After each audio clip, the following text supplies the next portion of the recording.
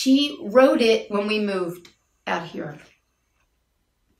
And she was very private about it. One day she just had told me I think it was like a year after we moved here, Mom, I wrote you a song. I'm like, oh, I want to hear it. But then, you know, she went on The Voice and I did hear it.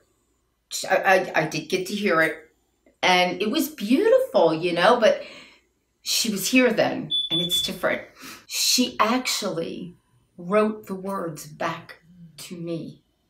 And that is what is so precious.